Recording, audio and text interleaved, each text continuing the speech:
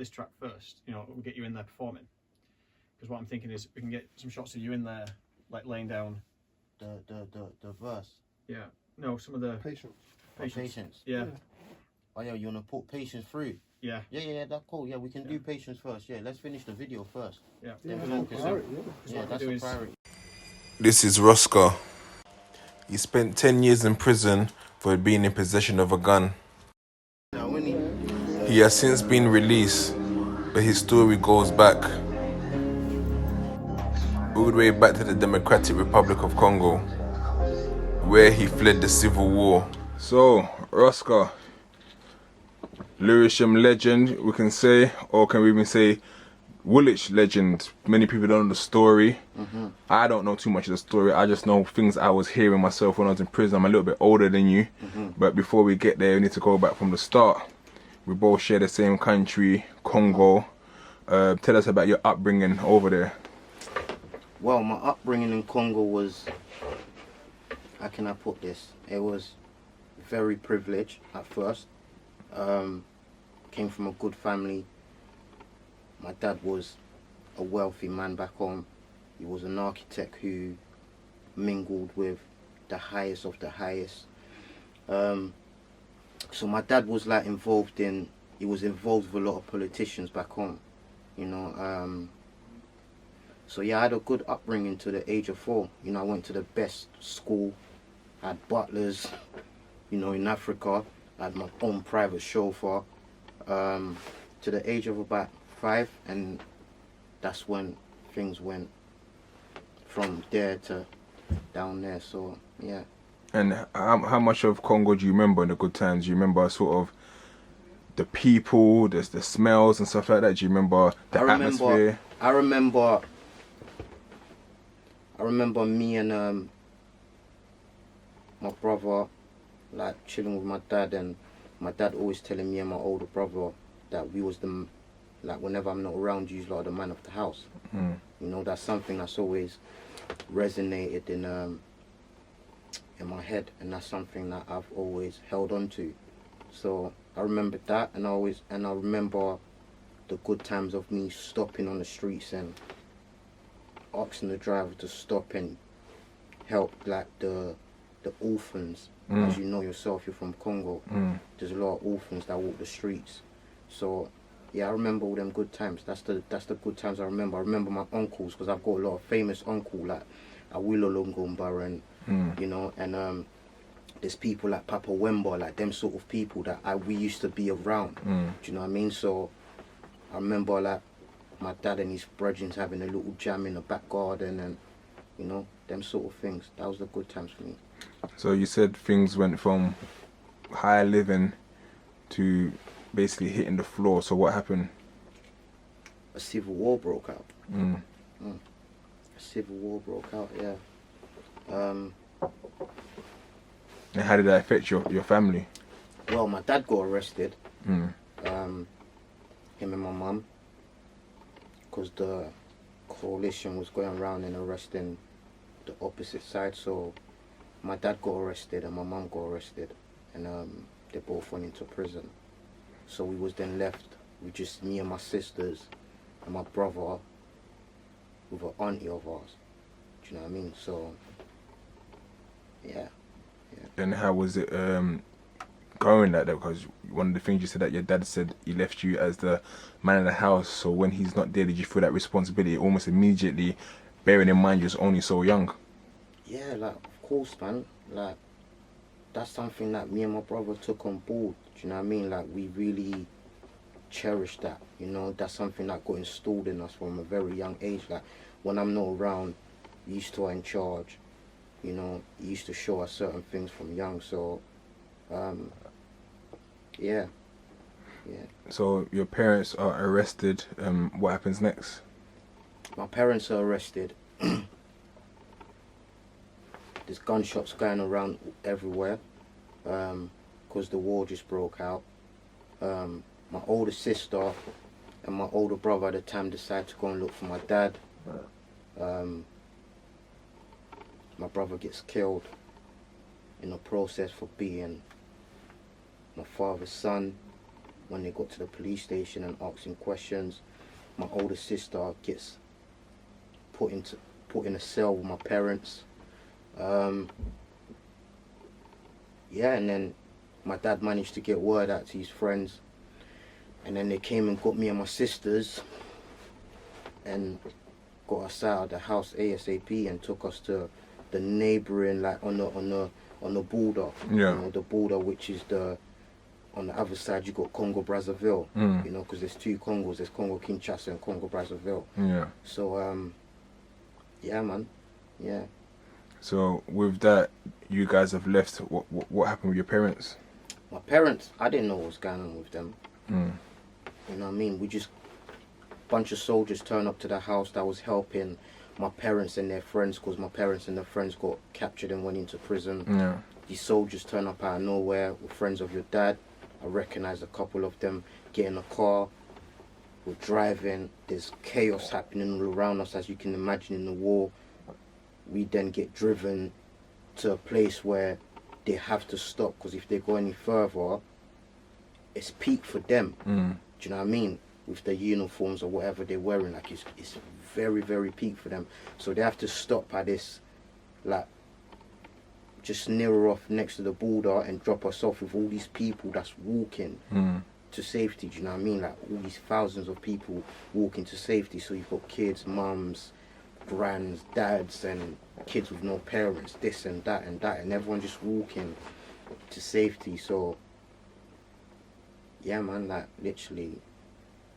At this point, are you scared for your life? Are you scared for your parents' life? At this point, I'm confused. Like hella confused. Like, I'm so confused to the point where I'm like, what the F is going on? Do you know what I mean? So yeah, man, like just me and my sisters, you know, holding hands and trying to keep each other safe. And then at the beginning of the interview, like you said, did that stick into my head, that then kicked in. You're the man of the house. So you have to step up and try your best to comfort your sisters and look after them. Even though I was just a kid, I was 5 years old, but you know, there was that fire in me, like, no, I'm not letting nothing happen to my sisters. I don't know where my brother and sister are. I don't know where my parents are. I'm not letting anything else go wrong. But something did go wrong. Sorry, excuse that. That's just it's an email. That's okay. From one of the producers. It's got a beat for me, so yeah. So where did you end up after all this walking? So I lost a sister in the midst of walking with all these thousands of people, walking to safety. She got lost. Pray to God one day we find her. I don't really like thinking about it or talking about it. But yeah, we end up in a refugee camp on the outskirts of Congo DRC. You know, just neighbouring the other Congo Brazzaville. So we end up on the outskirts right there. So yeah. How long was you in the refugee camps for? That one, we was in there for about 3 months, 3.5 months, you know. And in terms of eating and looking after yourself, with people providing stuff, or sort of you just have to try beg and steal, basically? That was the difficult part, man. Like not eating properly, like having to rush, as you can imagine in these places, yeah, when the Red Cross and the UN and all these people are coming to drop off food for the refugees, like everyone's fighting for their food. Everyone's rushing, everyone wants to be at the front of the line.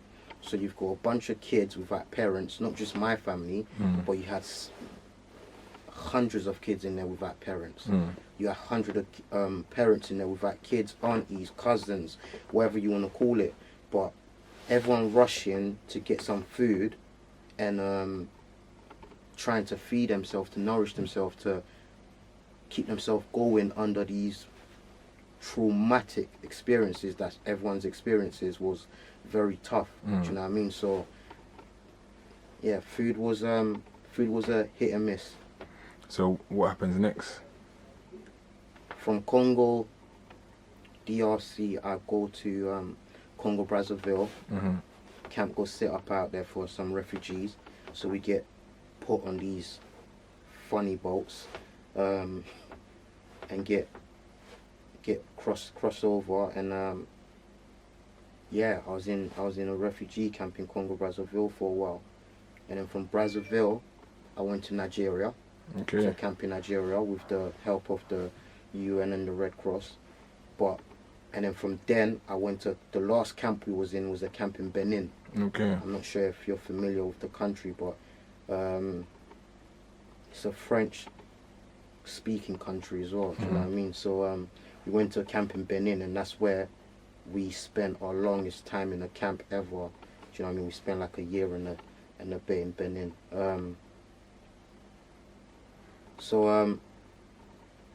Yeah. At this point, any word from your parents? No words, no words whatsoever. My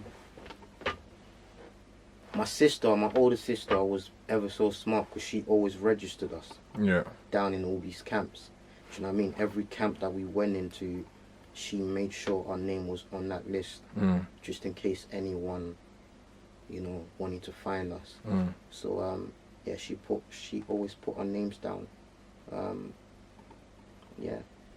So then, from Benin, where's the next destination? Benin was then over here, and that was with the help of the Red Cross, because later on, I didn't know what my parents went through. I didn't know their own stories, like being inside them prisons, which you know yourself, the conditions are like just no human should ever be put in them sort of conditions, especially back then as well. Do you know what I mean? We're going back when I was 5 years old, so yeah, man, it was. When I learned about this story later on, it was crazy. But yeah, basically, them and a bunch of their friends, and some of their friends went in there and done whatever they've done. I'm not here to talk about certain things and shed light on certain things that I'm not meant to be talking about. But then their friends went in there and done the mad thing and got some of them out. Do you know what I mean? So what happened back then was my dad and some of his friends and their wives and daughters and kids or whatever, they had very strong connections. So what they done was seeked help from somewhere, got on a flight that was destined to France, and then from France they was coming over to the UK. So when they went France, then to the UK, and when they got over to the UK, them and their friends seek for political asylum. Obviously, when you've been involved in politics and you've been around certain things, I'm not sure if people know this, but if you're like genuinely fleeing somewhere where it's peak for you and you've been involved in politics, there's a thing called political asylum. Like, you can claim asylum and the country will then help you and try to help you in the best way that it can. So that's what happened with my parents, man, and my sister.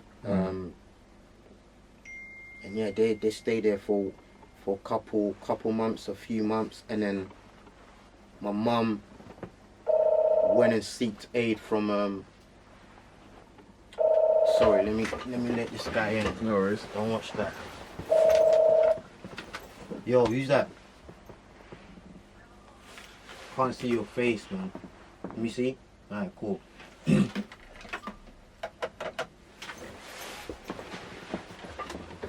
Yeah, what was we?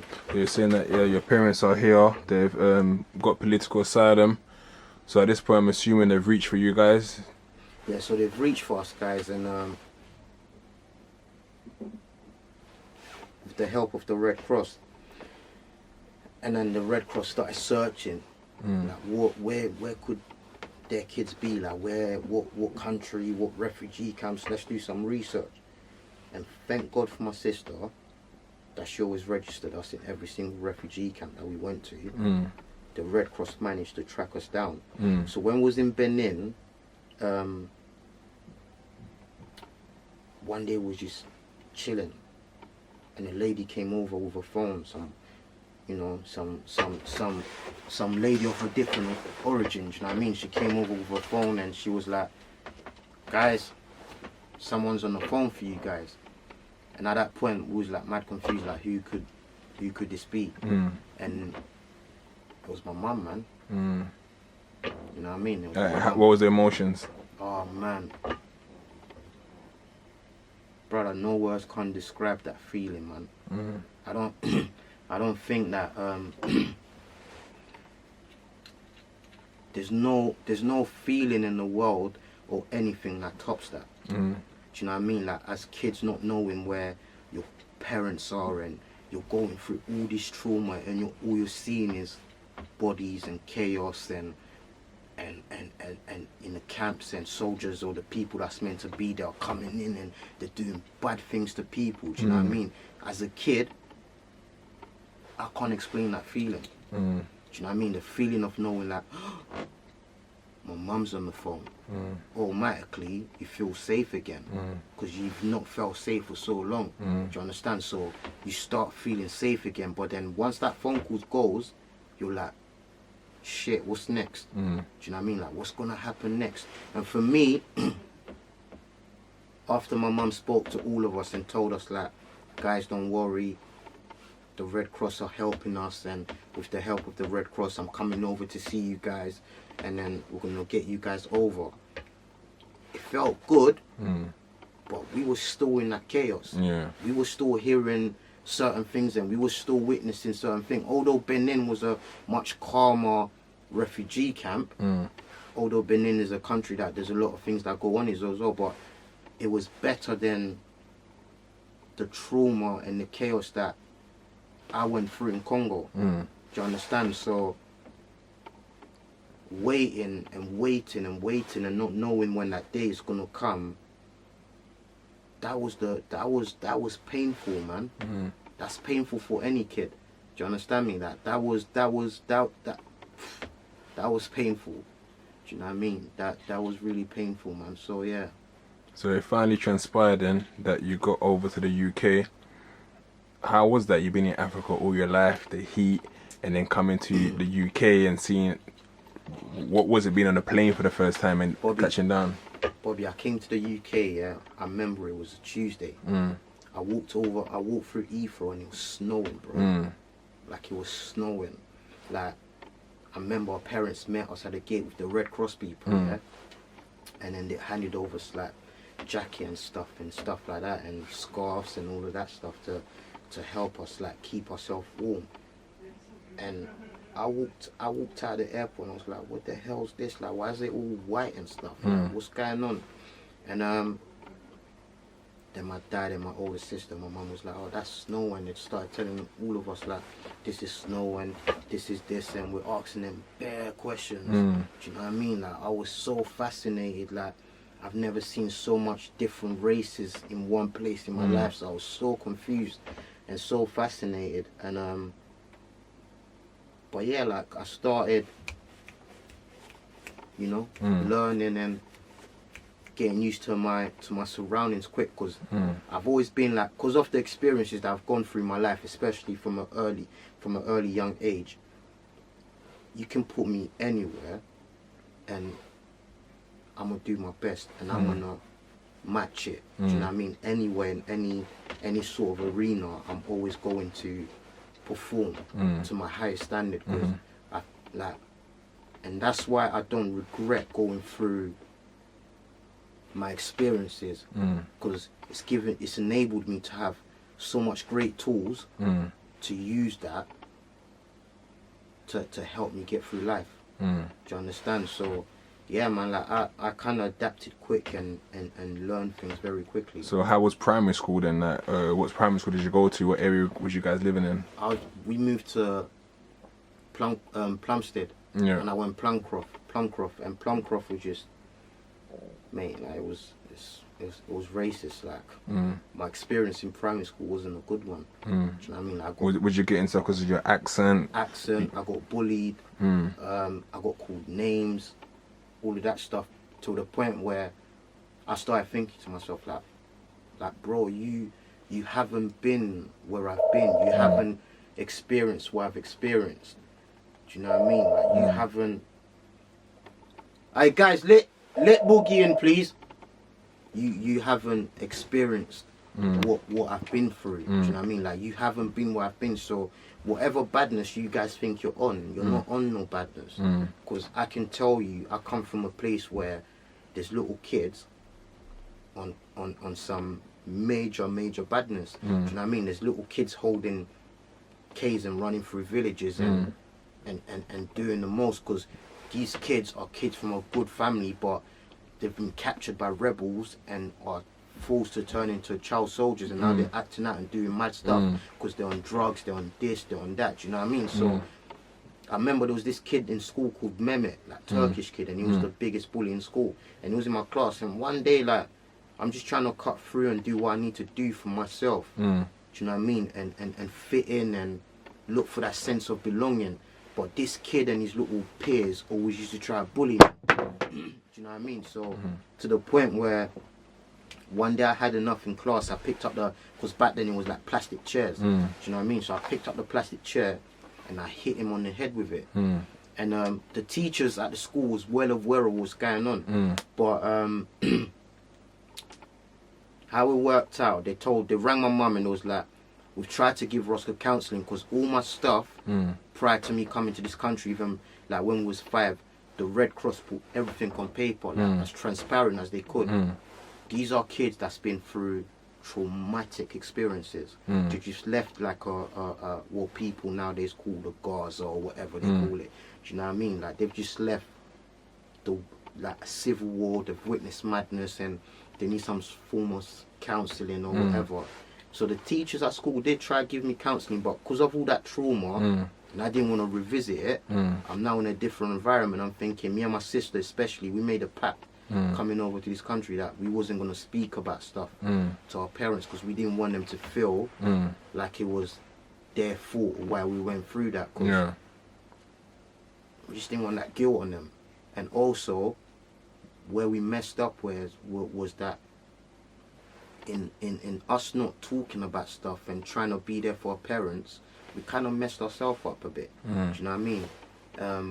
And we just let that trauma build and suppress it. So when I'm going through these things in school and I'm still going through what I'm going through in my head, that one moment that like I just had enough, I just slashed that and I done what I done. And then the teachers, like I said, rang my mum and it was like, Rosca needs to chill off because I remember back then we had like 3 months till the end of year 6. And it was like, maybe he just needs to chill off for a month and then come back to school. And my mum was kind of pissed off with it. She was like, well, you're well aware of what's going on for him and his sisters in school, right? They're getting picked on and blah, blah, blah, blah. And the teacher was like, yeah, but for us to remove a bunch of kids will be like a whole lot of drama with their parents. So why don't we get rid of Rosca for a bit, make him chill at home, we address these lot because they've only got 3 months left. Then Rosca can come back, then it's summer holidays. Do you know what I mean? But that was wrong of them, man. Do you know what I mean? Like when I look back at it now, me as an adult, and I look back at the mentality of the teachers, that was wrong. You was a victim, and I was well, I guess the Turkish guy was a victim as well, but you was a victim of the systemic bullying that was going on. Yeah. I shouldn't have gone through what I was going through, and the teachers was well aware of it because it used to happen in class, in the playground, anywhere. Do you know what I mean? So, cut the long story short, I then got made to chill at home. My mum got me a football. My mum was working 3 jobs. Do you know what I mean? A refugee, she's trying to fend for her kids. My dad's doing mad jobs, my mum's doing mad jobs. I then sometimes we're left with my mum, sometimes we're left with my dad. Whilst I'm left with them, I'm saying, yo, dad, mum, can I go outside and kick my ball? And you know, back then there's these signs, and there's still some of them now, like, no, you can't kick your ball games against the wall, whatever. I didn't care, man. I was kicking the ball against the wall. And there was this group of like youths around my area in Plumstead where I grew up at the time.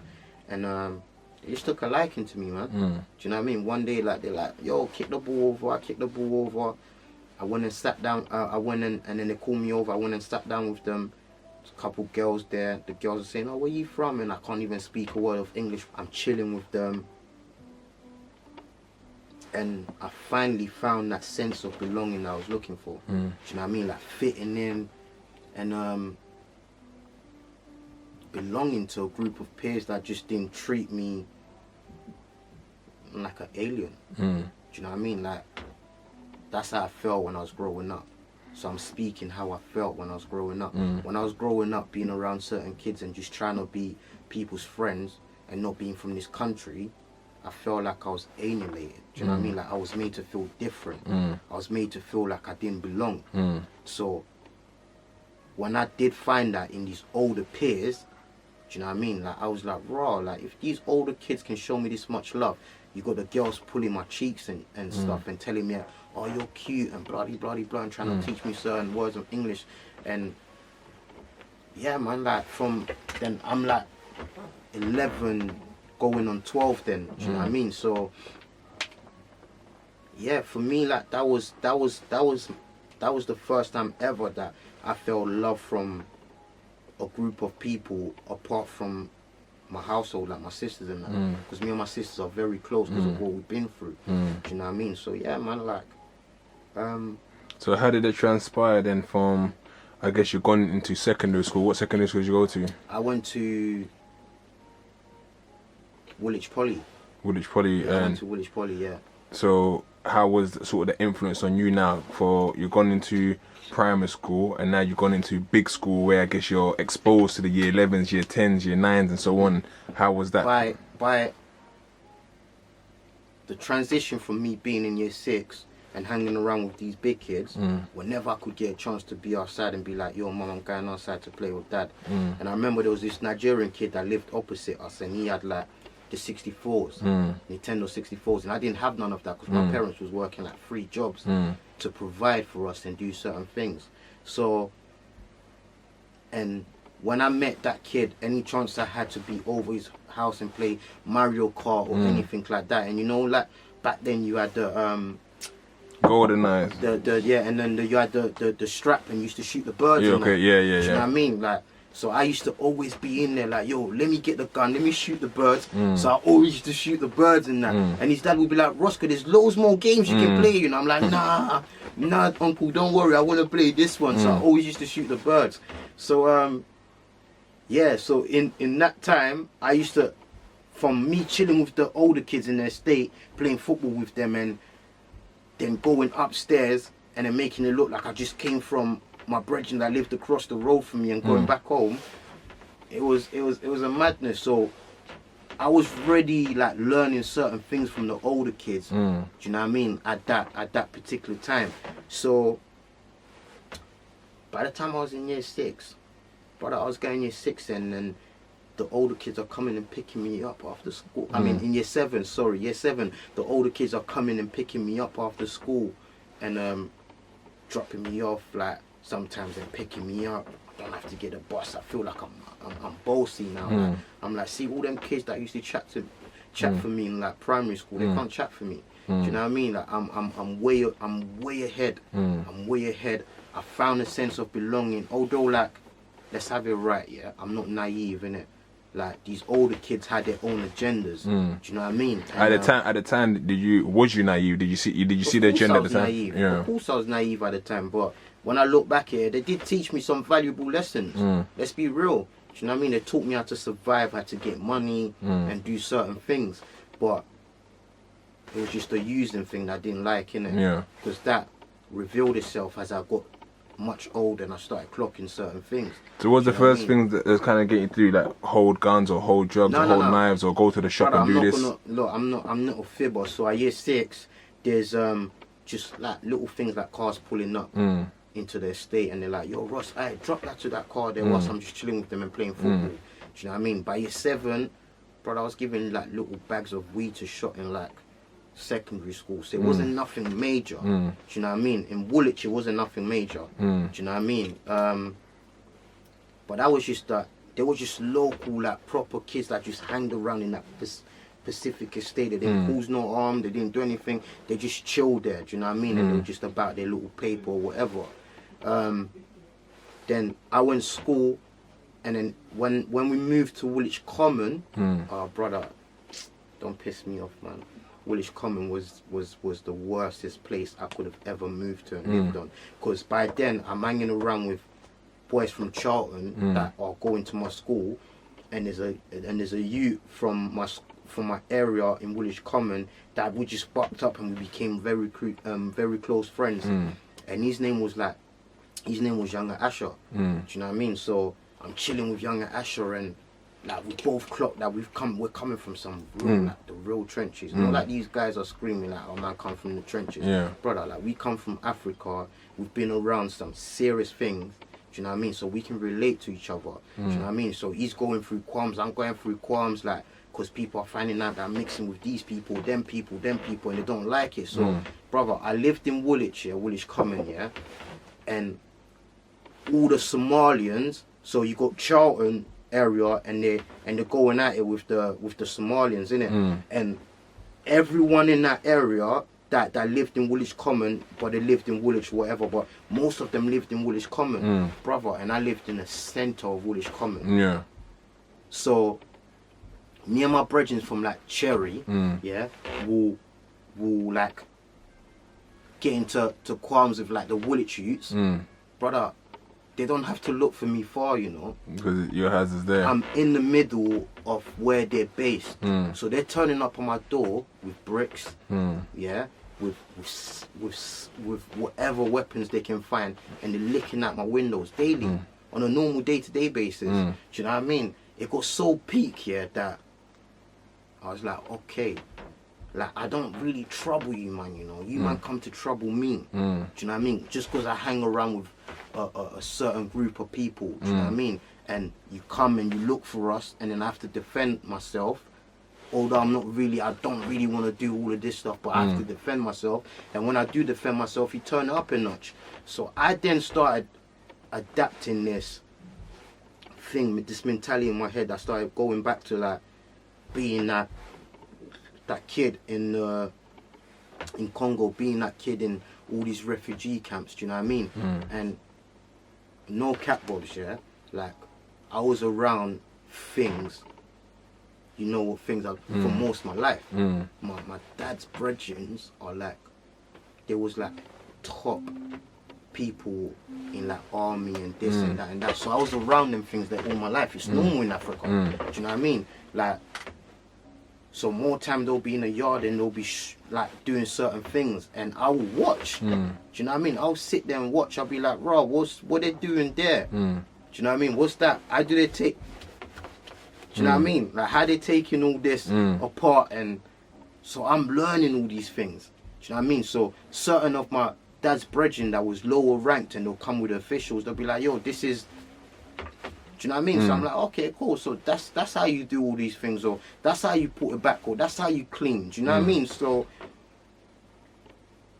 when I clocked on, like, bro, these lot are taking a piss, man. This is my family safety. Like, you're turning up on my mum's house, and my mum's ducking in the kitchen, and she's screaming for her life, and my sisters, and we just left something traumatic. Basically, you're bringing back all the PTSD that they're trying to push away, but you man are now inflicting that back onto like my family. Do you know what I mean? So it got to the point where I was like, all right, cool, let's play. Do you know what I mean? Anytime you man think that you're gonna bring it up, I'm gonna bring it upper. Do you know what I mean? So you don't know where I come from, you don't know my story, you don't know what I've been through. So like you can't match my thing. My thing's unmatched. Do you know what I mean? So literally that's literally how it. So I guess that's the beginning of Rosca. That was the beginning of Rosca. Like I got pushed so far, Bob, that listen, I came to this country with just good intentions.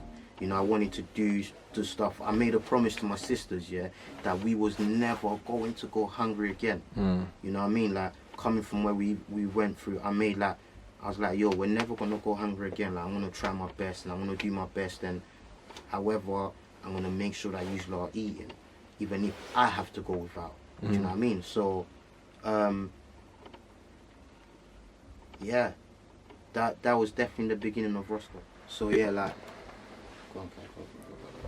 so we're having all these issues, and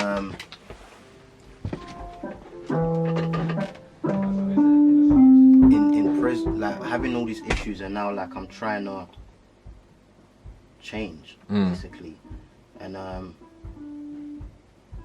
Yeah, and that was the hardest thing to do, like changing. Do you know what I mean? Like changing was the hardest thing to do. So what was it then? I guess you're in Woolwich. You're having beef in Woolwich. Was there anything at that time that was a menace? Because I know that you got stabbed. Does that come later on, or does that come at the time in Woolwich? That comes later on in that ghetto. Okay. Lewisham, yeah. So how did that happen then? Because you're growing up in Plumstead, but you become a ghetto legend. A ghetto legend. How does that happen? The transition. So oh man, the story's funny, man. So being around like Charlton kids, and you know, we used to hang around in Charlton and being around each other and doing certain things and defending ourselves to the best of our ability. My name started circling.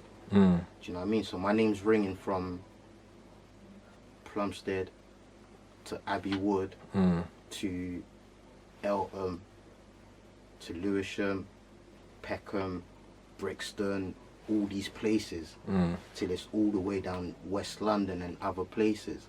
Do you know what I mean? So,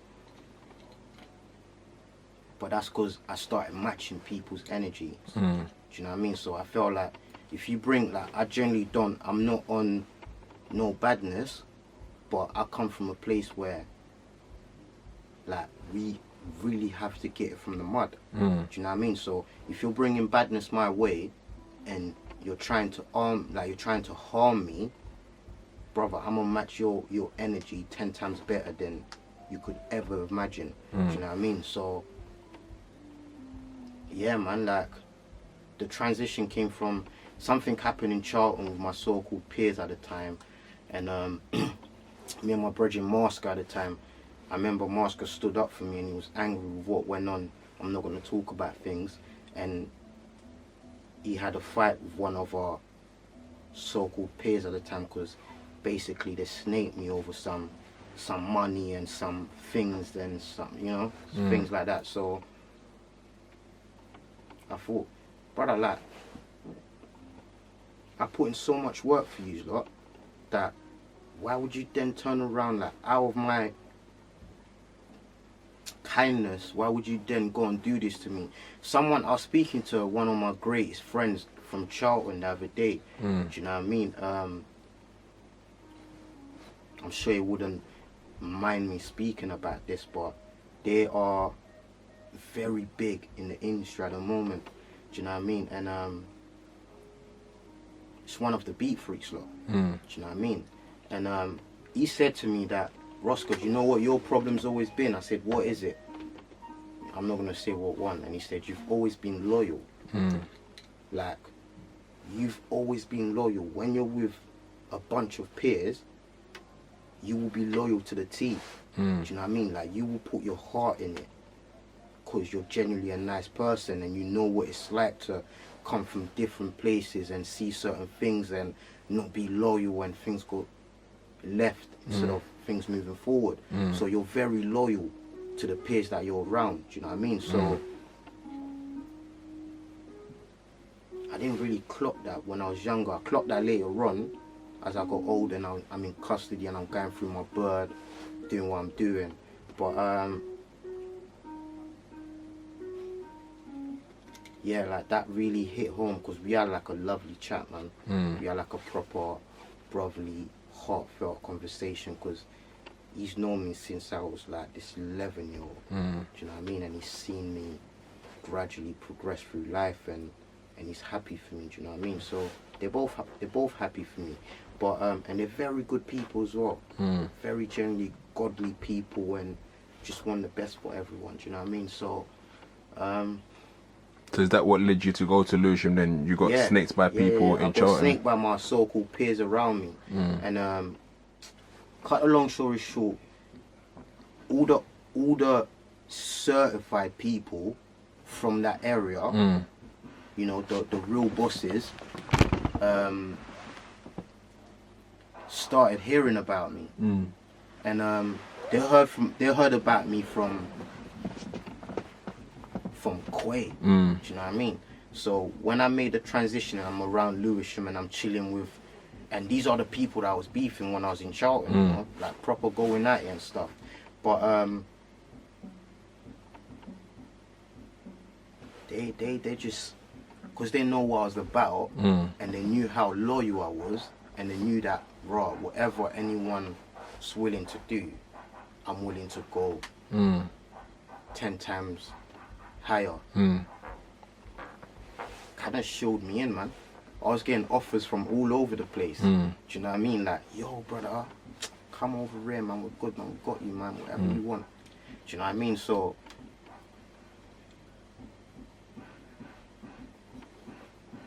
whatever reasons, yeah, they had, or whatever, like whatever it was, it that happened, innit? Like, I made that transition. I went over to Lewisham Ghetto, and I was around the maddest of calibers. Do you know what I mean? The top Ghetto Boys. Yeah, I was around the maddest of calibers.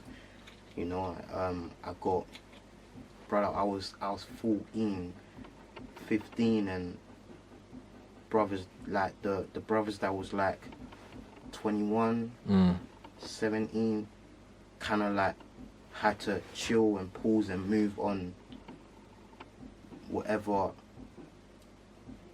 Nini says back then. Do you know what I mean? Whatever Nini says, that's what goes. Do you know what I mean? And like, big up Toner and Fights and Dinky and all them man there, because they showed me certain things that I needed to know about that area. Do you know what I mean? And how to move, and how to do certain things, and how to kind of like put people on pause. Like, yo, pause, man. And because of my own like ways of dealing with things, because of what I've been through, like I keep saying, that just fell easily into my hand. Do you know what I mean? So yeah, man, that transition was an easy one, man. It was an easy transition, going from being hanging around in Charlton with the Cherries to actually becoming a Ghetto Boy. So we can't really beat around the bush, because when I came across your name, it was like, raw, my man there, he's a shooter. Yeah, he's one that, yeah, like, he's about his thing. So when you got that reputation, was it a thing that way it gassed you? Did it make you feel like, raw, you know what, my name's ringing bells, you know, like, this is what I do? Or was it a thing that, well, I don't even want this reputation? I didn't want it, Bobby. Bro, I didn't want it. I didn't want that reputation.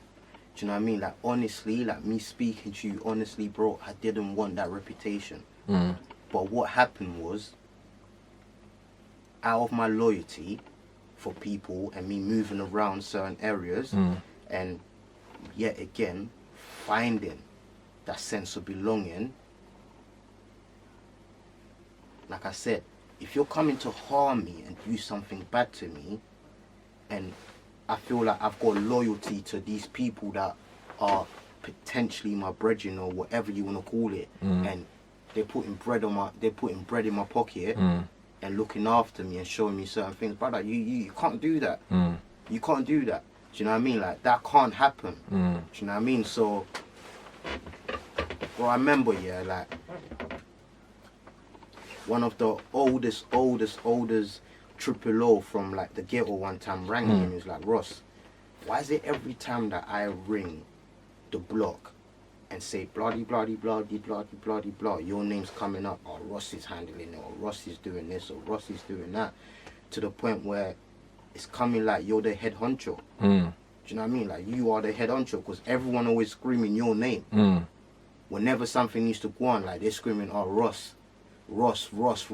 So what does that tell you? That means that you must be the head honcho. Do you know what I mean? But I didn't look at it like that.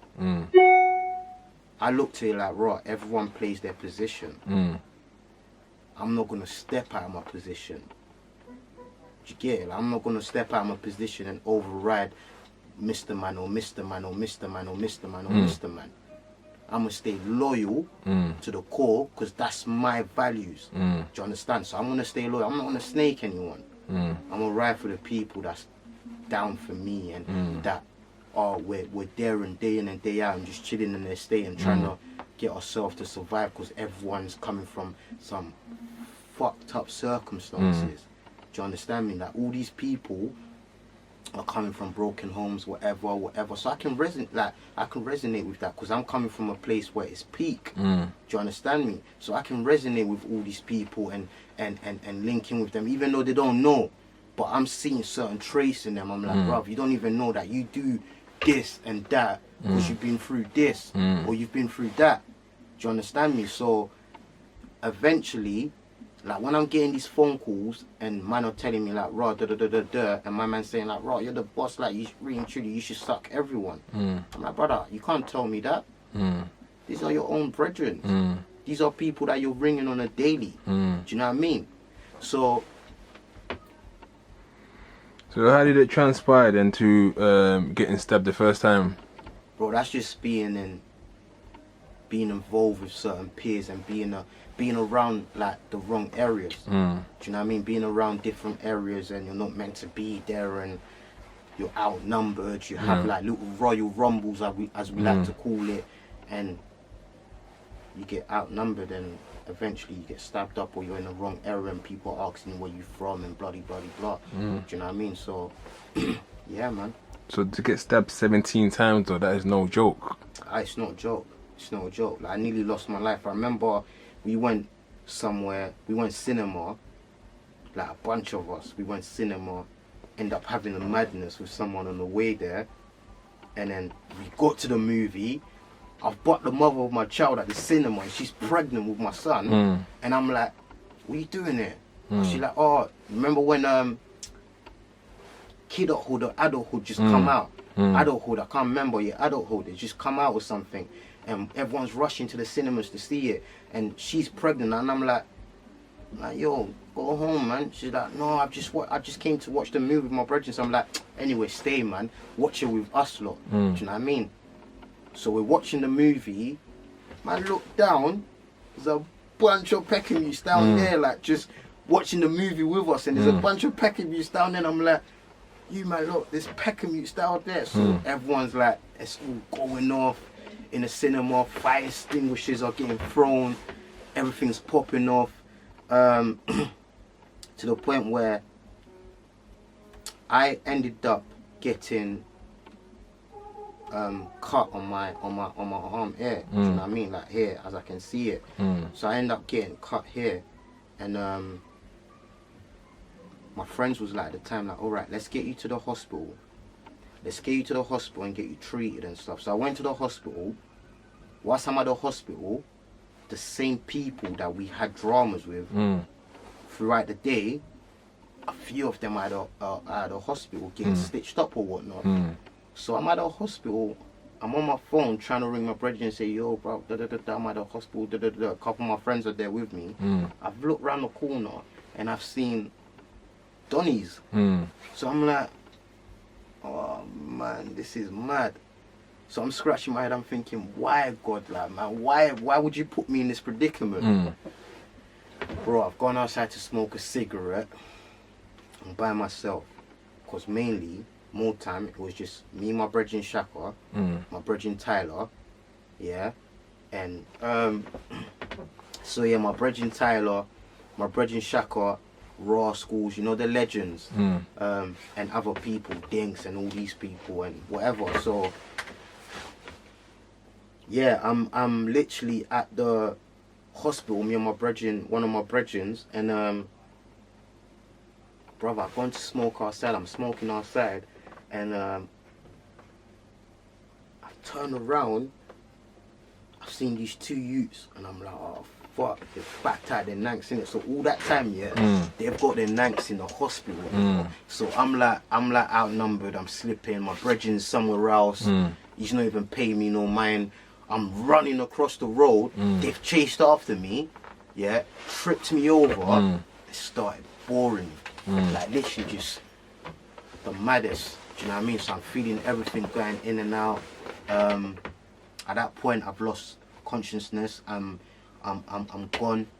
Thank God that my brethren Buster at the time, he came and he saw what was going on. And obviously he's done what he's done because he's a very smart person. He knows how to move to get people timid and make them cut out. Do you know what I mean? So he's done what he's done, and he's picked me up and ran me back across the road. Cause literally, say the hospital's here, on the other side of the traffic lights, there's a block of flats that my brethren used to live in. So I was running directly to his house to press the buzzer and say, yo, bloody, these lot are chasing me. So he's picked me up from there, ran me over, and as you know, outside Lewisham Hospital, the ambulance section's right there. So he's let them know what's going on. They've jumped out of the ambulance, started doing CPR on me, because by that time I was conked out. Started doing CPR, and took me in, put me on the wheeling thing. They took me in, and yeah, I was in a coma. I was in a coma for like 3 days. 3 days. But whilst I was in the coma, I had a lot of visitors. Do you know what I mean? And my girlfriend at the time would come see me. I had my mum. Talk about that, being in a coma, because different people see different things or remember different things in a coma. Do you remember actually being in a coma? Was it like a long dream for you, or you just can't even remember anything from it? So I'm very conscious now. Do you know what I mean? I'm very spiritual. I'm very conscious. I'm very self-aware. So revisiting that experience that I went through, I'm not going to talk about it. Some people will interpret it however they want to interpret it. Do you know what I mean? But for me, as I remember, it was a very woke moment for myself. Do you know what I mean? And it's happened every time that I've conked out and I've been. Do you know what I mean? So, but people they like to say, a lot of people back then used to say, oh, Ross does juju. Do you know what I mean? They still say that now, like, oh, yeah, my man, like, bro, the only reason he can't die so much because a lot of things happened to me and I'm still here to tell the tale. But it's because he does judge, or bloody blah. Oh, one time I beat Coon at him and the thing was bouncing off him. Mate, come on, man. Like, let's be real. Like, how can you beat cool at someone? Like, that's back in Africa. That's not over here. Like, let's be real. That happens back home, but that don't happen over here. Do you know what I mean? But for some reason, people in their head used to say, like, "Raw, my man does a lot of judge, and that's why he's untouchable, and that's why he doesn't die." And bloody. Did you ever play on it? Because there's some people who did start playing on it, even though they know the truth, they don't do judge, but because they're hearing that, they might start playing on it a bit, so people can be fearful of them. Nah. I never used to play on it. I was just my real self, thick and through. So then it got to a point. Then your name's ringing bells. You're being stabbed. You got this reputation, and then I guess you're higher on the feds' list. They must be hearing about it because feds know everything that's going on in the streets. Yeah. It comes to a point that where they come for you. How was that?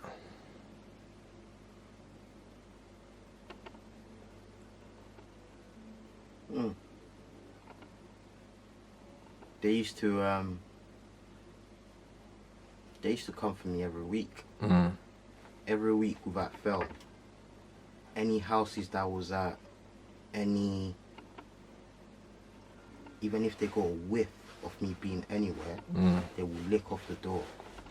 Do you know what I mean? They will literally go out of their way and lick off the door and make my life hell. And that only happened because the head honcho at the time at these so-called places. One time I was in the station and they come down and it was like, your name's ringing and bloody blah, and you're doing everything, and you're basically making these lot hot, and whilst they sit down and not do anything for themselves, and he said to me, like, right, if you give me these big so-called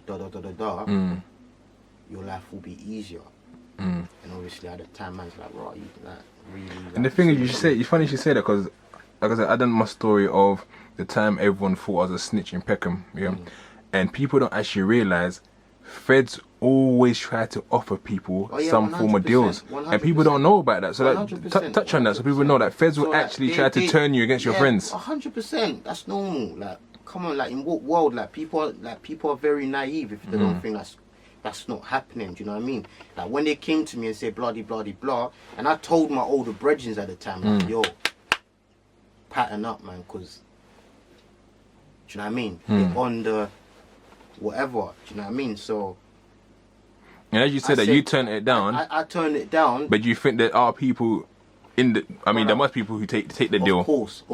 But listen, I'm not here to judge. Do you know what I mean? I'm here speaking about my experiences, and I'm putting my voice out there. I'm not here to speak about anyone else. Or, do you know what I mean? I'm just here to speak about my story. Yeah. You know, through my music, through anything I'm doing. Do you understand? So for me, I didn't see it fit to do that because it's not in my nature. Do you know what I mean? So my man came back the next day. I was in the station for like 3 days. He came back down the next day. I remember like a yard got booed up and they found like 3 things underneath the mattress. And most of us was sleeping at the house, but they couldn't prove anything. And they're talking about serious matters. Do you know what I mean? So because they couldn't prove it, they're like, Ross, we know that you are the go-to guy for this and that and bloody. I'm like, how do you not know that? You don't know nothing. You just hearsay. People are putting my name. People are getting nicked in the station and like, oh yeah, Ross did it. People are getting nicked in bloody whatever. They're like, yeah, Ross did it. So how do you know like it's generally, do you know what I mean? So you're coming here with your he says, she says nonsense and you're trying to pin it down on me and it's not really fair. Do you know what I mean? So for me, when they did offer me that whatever and I turned it down, my man came back and he said, look, I'm going to make your life hell. Any house that you're at, any place that you're staying, I'm going to kick off that door till the day that you decide to like, whatever. I'm like, yeah, whatever, man. I said, yeah, whatever, man. You're yeah, it's just, you're joking. You're trying to scare me. Oh, my days. So they got to a point there where they finally got you though. Bro, they was kicking down every door and everywhere I was at. Do you know what I mean? So I went jail. We haven't got that much time. I've got to go soon. So I went jail for possession of firearm. They had us all on the oboe. I remember back then a couple of my brethren from Peckham went in prison for like serious things, and some of them got IPPs. So that's when they started introducing IPPs. Do you know what I mean? A life sentence with a possibility of you not knowing when you're coming home. You never know when you're coming home. Do you know what I mean? For a 17-year-old at the time, that's a traumatic experience. Do you know what I mean? Like you are like, wow, when am I gonna ever go home? Do you know what I mean? So for me, it was, yeah, that's what happened, man, with the Jake side of things, and I went to prison. And how long did you do in prison? I got 8 years IPP. I was meant to do 4 years. I ended up doing like 3 years. I'm 3 months off. 3 months off of a 10-year sentence. But I still count it as 10 because they didn't take off my remand time. Do you know what I mean? So 10 years behind bars, that's a long time. It's a long time for a 17-year-old. So I spent a lot of time in like GVs or whatever. I done like 15 jails my whole time of me being inside. I done like 15 jails. That's from YOYs to adult jails. And did you find yourself getting into passes in jail as well? 100%. You're going into jails where you're being placed in a jail where there's all these so-called gang. Like I went ISIS, for example. Fucking hell, yeah. Bro, Bobby, I touched down on induction and the whole jail was onto me, bro. The whole jail was onto me. My brethren Boost was in there at the time. Do you know what I mean? Tiny Boost was in there at that time. I remember some youths tried to come with the, try to come do something, cast out myself. Do you know what I mean? And throw some things at me. That means you must have gone there about 2012 then? Yeah, 12-ish, yeah. That means I just left ISIS at the time. So I'm in ISIS and all this stuff is going on from the day I touch induction, you know? Like, yo, Rossi's in the jail, Rossi's in the jail, Rossi's in the jail. It's popping off. Like, I'm hot topic. I'm like Mr. Yeah, let's try to get some score. Let's try to get some points on my man because he's a household name. So let's try to get some. Do you know what I mean? So Boost, bless him, man. That's my guy, man. Thick and through. Do you know what I mean? Like Boost will come round to my flap and knock like, yo, brother, like, nah, man, don't watch that, man. Nothing ain't. Do you get me? Because when the ghetto used to have beef with Peckham youths, I was one of the only ghetto youths that could go Peckham and chill, bro. One up. Be around Size, Boost, all them. other people. Siege, do you know what I mean? Like me and Siege are very good, like bare people, do you know what I mean? Like I was around. Like I'll go and link Boost, like one up in Peckham. I'll go and link bare people, one up in Peckham, and just chill. Do you know what I mean? And then I'll bring my other brethren with me, like Shaka or Tyler or this or that or that. Do you know what I mean? Like that was me, cause I've always been a networker. Do you know what I mean? I've always tried to network, and instead of beefing, I've always seen the bigger picture. Like if we build and everyone's calm, we can. Do you know what I mean? So. Yeah, man. Because we ain't got a lot of time, we definitely have to do a part 2 soon. I just wanted to touch a little bit on, I guess, being released from prison, obviously the music, and then the incident with Jack, who was sort of helping you a lot at the time in terms of what you're doing. So if you want to just touch on those things. My Jack Merritt. My brother Jack Merritt, man. That's my bro, man. So, because I was IPP, getting out on parole, it's tough. Do you know what I mean? So, for me, I went to a therapeutic prison because I needed to address some of my traumas that I went through when I was younger. For my own benefit. To understand, to reconnect. Not to understand, to reconnect with that Rosca that I was when I was younger. You know, the Rosca that would see his uncle comes and play drums, guitar, and I'll be tuned in and wanting to do music. To that Rosca that was in a refugee camp, playing on the drums. And making up my own lyrics and getting myself out of that world that I was in. Do you know what I mean? So I needed to reconnect back with that person. So I went and done therapy. Cambridge University started a course where they brought a bunch of Cambridge students into to the prison and this was the first prison they'd done it with. And for you to get to that prison, you have to be one of the best behaved prisoners in the whole of the country. Do you know what I mean? So I met Jack there. We clicked. We became very good friends, and later on we became brothers. Jack fought for me, even when my parole got denied, he fought for me hard. So he helped me get my appeal. He helped me like get my life back in order and get my life back and understand certain things that I needed to understand about the outside world, things that was going on. Do you know what I mean? So he helped me get a scholarship for Cambridge University. Mad. Do you know what I mean? So as I'm speaking to you right now, when things go back to normal, I am a Cambridge student. Say that again. I don't think I heard properly. Say that again. When things go back to normal, I am a Cambridge University student. Nah, fuck off. So one more time. One more time. Say that again. I study creative writing and music. And that's why my music is becoming more structured. Do you know what I mean? My music's becoming more storytelling, like, because I'm now telling my story. Do you know what I mean? I don't care about next man, what next man's doing. I'm doing what's true to me and what I believe in. I've got a message for all these other refugees and all these other kids that's been through similar circumstances. My message and Jack's message and the people that, you know, our community that we belong to is just to give people a voice. Do you know what I mean? Like, push people through. Help people be the best version of themselves. Do you know what I mean? I'm not here to preach, man. I'm not here to preach. Whatever youths are doing, they're doing. That's down to them. Do you know what I mean? But I'm here to tell my truth. I'm here to tell my story. And whether that helps 2, 5, 10, 20, 30, 50, 100 people, just stop and think like, raw. All these prisoners, all these refugees, all these people that come over to this country, there's a reason why they do certain things. Not all their decisions, because some of my decisions was down to me. But some of the stuff that I've been through in this country and things that I later on went in life was due to my traumas. When you suppress your traumas and you don't address it and you don't deal with it very well, they come out sideways.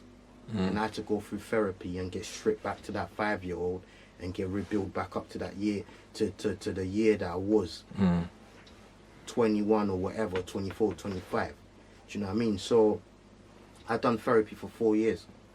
intensive Let's say therapy. rest in peace is Jack. Don't mean to cut you there because I Jack is see a legend. the Jack sound, is a- the studio man my is telling me it's studio- time my to studio- wrap up. My studio's like, you gotta wrap up, Rosca. Gotta wrap up. We love But you, just but you quickly, gotta just cut. let's know music coming out soon New on music Monday. coming, new music coming Monday. Yeah, man. Like I'm so grateful, man. That's the one thing I am. I'm very grateful for my network support, the people that I've got around me. You know, like the beat freaks, this, that, and my Cambridge lot, and my brethrens, and the misses, and this, and that, and that. You need the right people around you in order for you to be the best version of yourself. So I don't care what next man are doing. I'm building my thing from scratch. It's a marathon. It's not a race. Do you know what I mean? It's literally a marathon.